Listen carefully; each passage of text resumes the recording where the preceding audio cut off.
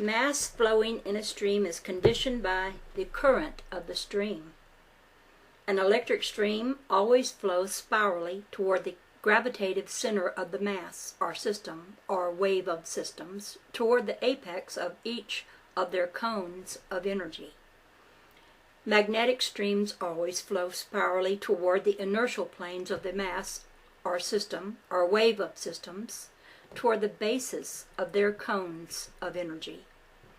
These two streams pass each other going in opposite directions in the same cones of energy, and all mass carried by the streams is conditioned by their motion. Attraction and repulsion are merely apparent effects of electric action and magnetic reaction. Attraction and repulsion are the apparent effects of the opposites of motion. One is an effect of revolution, the other of rotation. One is an effect of gravitation, the other of radiation. One is an effect of contraction, the other of expansion. One is an effect of inhalation, the other of exhalation. One is an assembling or associating force, an assimilative force of gravity, or growth, which causes mass to draw together, to integrate, to accumulate.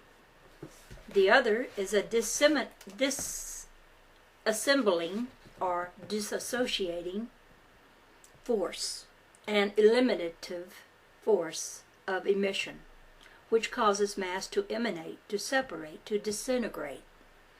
One is the force of displacement, which generates high pressure as accumulated potential. The other is the force of replacement, which releases high pressure and accumulated potential into low pressure and low potential.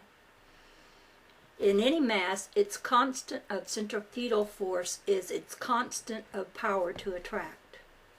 In any mass, its constant of centrifugal force is its constant of power to repel.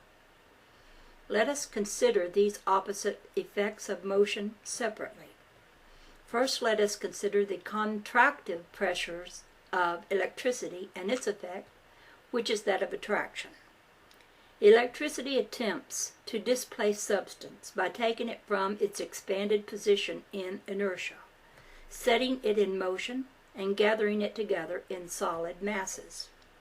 Charging light units draw closer to each other, they appear to attract one another, they gravitate toward each other, they revolve around each other and rotate upon themselves.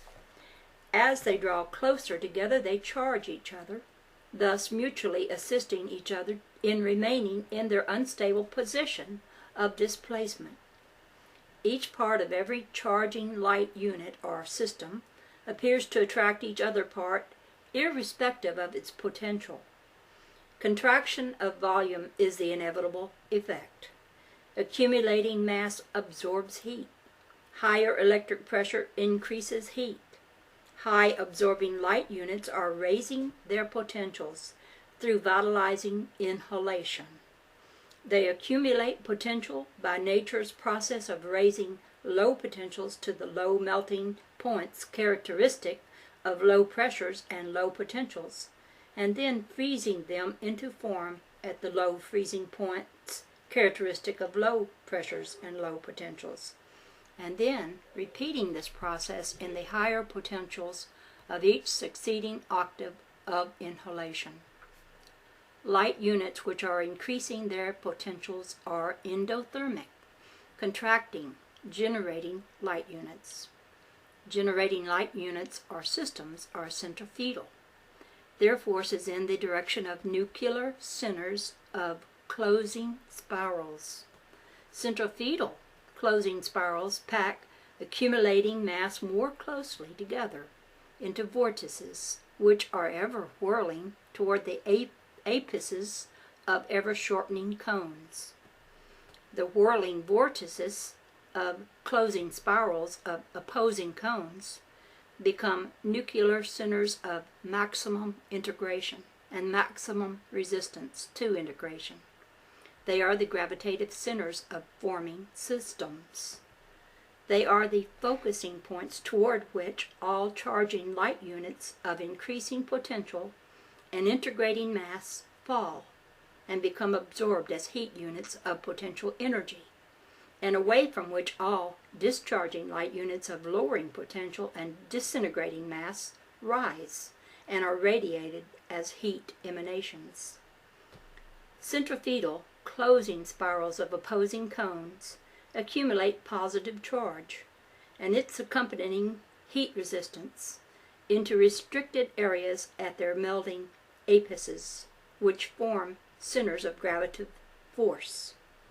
The apices of spiral cones are the focusing points of the high potential of their systems. All light units of increasing potential decrease in volume as they approach these focusing points. Decrease in volume means increase in density. Increase in density is resisted by magnetic reaction and evidenced in heat. Heat radiates. Radiation expands, and expansion cools, and expansion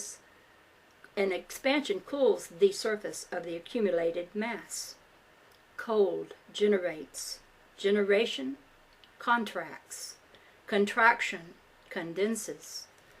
By this process, a contracting shell of high pressure is formed around any heated mass to prevent expansion, and the hot center ever increases in density as it cools.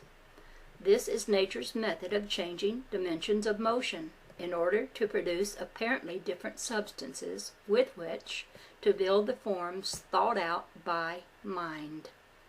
No better illustration of nature's processes could be found than a comparison with man's processes of transforming iron into the appearance of other substances by exactly the same methods. Iron, superheated and plunged into icy water, will appear quite another substance than the iron of which it is composed. The same iron, or an iron alloy, when cooled in molten lead, will have other qualities not there when assembled by the metallurgist. The pressures employed by man in his processes of transformation give to the substances used by man many and varied appearances and forms. Just so with the pressures employed by nature in her process of transformation by growth. Everything constructed by nature grows. Growth is an accumulation and assimilation of electric potential caused by endothermic, inhalative, generoactivity, followed by eliminative redistribution as a result of exhalative radioactivity. Nothing in nature evades the law of growth, nor knows another process. Nature assembles all her forms and transforms her assembled forms by raising their opposing pressures to high potentials from low potentials. Nature heats everything which she wishes to transform through growth in high-pressure crucibles and molds them by high pressure into the desired forms. Nature then subjects them to sudden or gradual cooling by sudden or gradual release of pressure, exactly as man cools his heated metals after molding them into the forms desired by him.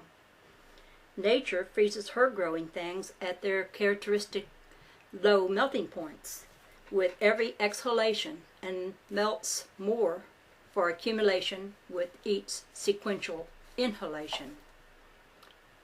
Nature, the great engineer, builds a supporting framework of bone or of wood or fiber or for all her growing things out of low octaves of high potential upon which she superimposes her flesh assembled from high octaves of low potentials.